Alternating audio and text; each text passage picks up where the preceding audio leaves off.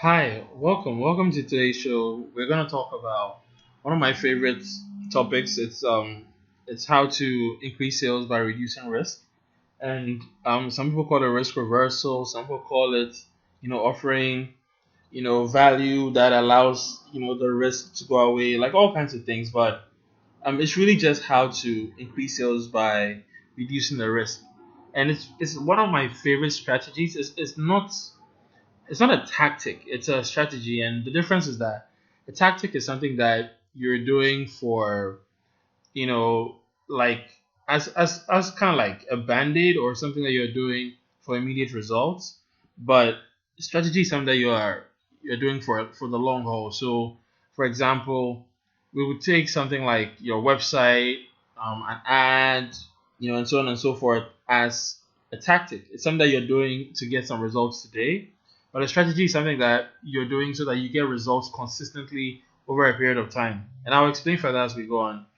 And that's actually what the principle is for risk reversal. And I particularly like this one because it's made me so much money. And I see that a lot of people try to do it, but because they don't have an understanding of how it works, they never really know how to do it well.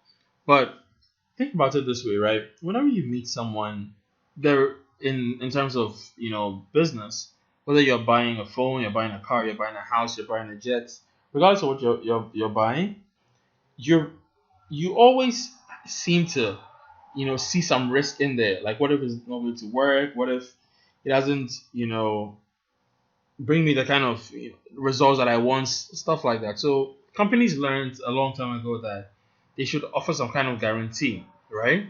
And the thing about guarantees is that they become so commonplace that like nobody really takes them seriously.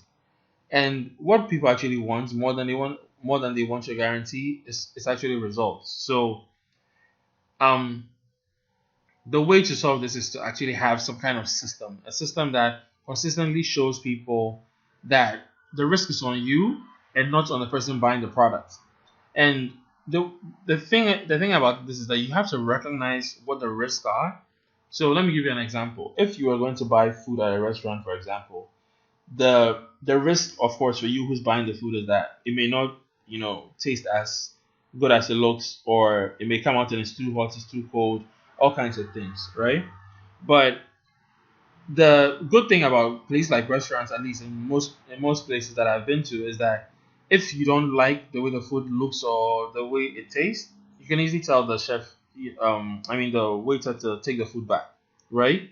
But it's not as commonplace in its application as it is in business. So a lot of people have some form of return or exchange policy or guarantee, but it's in the delivery that creates the sales.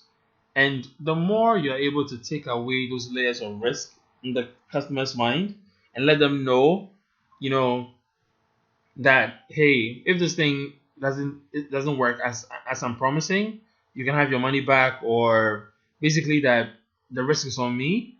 It really helps. And I like to say that I'm not saying that you should always take 100% of the risk, but if you are selling a product that you believe that will make a difference in somebody's life, you actually don't mind taking the risk because you're that sure of what you're selling. Like for example, with my consulting, I literally tell clients that hey, if I do take you on as a client, if within the first few days or campaign or whatever we decide to do together, I did not actually deliver the kind of results that you want, you get a 100% money back guarantee. So it makes them see that I'm in this for the results and not for the money. But let's go now. I'll give you some more examples. So you've probably heard of Michael Bloomberg, the owner of Bloomberg LP. And from when I was preparing this, I saw something online that said he was worth about $40 billion, and he has a company that has over 300,000 customers globally, right? And so that's who Michael Bloomberg is. But when I read his book, something I found very interesting was that when he was creating his company, before they created their first product, he went to Merrill Lynch and told them that, you know what, let me create this product. Give me this contract to create this product for you, right? And if it doesn't work as advertised, when we deliver it, and I think they were supposed to deliver in 6 months, you don't owe me anything. That's really, really simple in the client's mind, because the client knows that, hey, well, if he brings it and it doesn't work, like, sure, we didn't lose anything, right? Because they were going about their business anyway. And what do you think happened? He created the product, he brought it. It didn't even work, as he promised that it would, but at least it had the minimum features that made them, have confidence in him. And very soon, Merrill Lynch became his customer. They even invested in his company. I think at one point they even owned 30% in his business. But anyway, that's one application of risk reversal. Another application is Napoleon Hill's story. They mention how, if you read a story about how he goes to this guy and says that he wants a job, but on the condition that he works for free, and that the person pays him, later, down the road. It's something like that.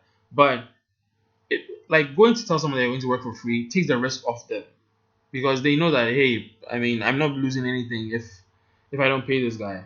And so it's the important thing about it that way, that the first thing you do is that you have to recognize what the risks are and take them away. Because many people think about, the negative parts, like the risk that, okay, will this work? Will this not work? What if it doesn't work? Will I be able to bring it back and stuff like that?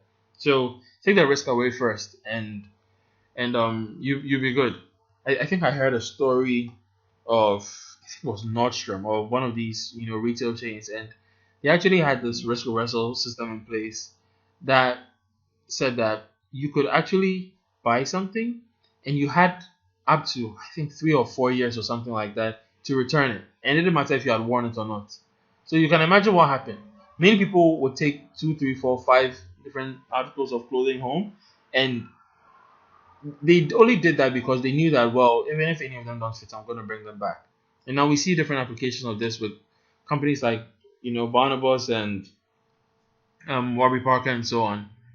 All right, let's talk about how to practice this. So first of all, you remind the customer of the benefits, and then secondly, you remind them that you are taking the risk, and that the transaction is about them and not you. Let me give you a practical example. So my wife is into hair care products and organic products, and toxic free stuff like that, and she's really big on letting you know what is in it and so on. And I came up with this pitch that actually communicates exactly what the person who's buying wants to hear, but also takes away the risk so that it's easier for them to buy. So, for example, if I was selling hair products, I would probably say something like, I believe this shampoo I'm offering you, or these hair products I'm offering you, are of the highest quality, and especially for someone who has 4C hair, and if you're willing to invest at least 21 days using this product once a day, I do believe that within that short time, you won't be able to tell me anything but, Jeffrey, I've gotten better results with your hair products than I've ever had. My ends are thicker, my hair has more volume, and this is the most manageable my hair has been in the last 8 years. And you know what? Like, it's so amazing. Even my hairstylist is giving me compliments. And what I'll tell the person after that is that, like, I may not be able to promise all of those results, but if you can't say that some or at least most of what I've told you has happened within the next 21 days, then I really don't deserve to keep your money. And I won't even consider this purchase binding unless you feel good about most of the things that I've told you. And what this does for someone is that it makes the person see that, one, he actually does understand who I am. I'm a person with 4C hair. Secondly, he understands what goes into this. I'm not trying to say, oh, you're going to use this product in 3 days and then your hair is going to be as long as whatever it is. Like, that's not what I'm selling, right? And then the third thing that I added was that if you haven't gotten these kind of results by this time, and if you haven't gotten these compliments and so on and so on by this time, this purchase is not even binding.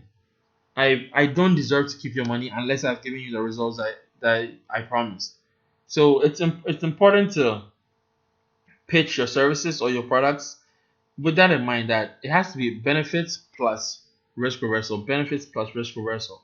And it only becomes a system if you do it all the time. If it's a tactic, something that you're just doing once in a while, that doesn't work. And like I'll give you another example of a tactic, different between a tactic and a strategy. So a tactic, for example, is how you could go into, let's say, a department store, and there are like four people who can wait on you or can help you, and you realize that there's one person who is usually 10 times more cordial, 10 times faster, 10 times more responsive than everybody else. But it's not a system in the business because they haven't made everybody in that business do that every single time.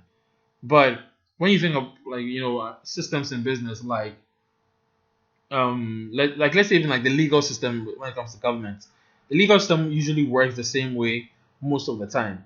If somebody gets caught for a crime or has a case, there are certain procedures that they go through all the time, and you can easily take any of those employees away and the system will still run. So that's the thing. Like, you have to have systems for your marketing like that.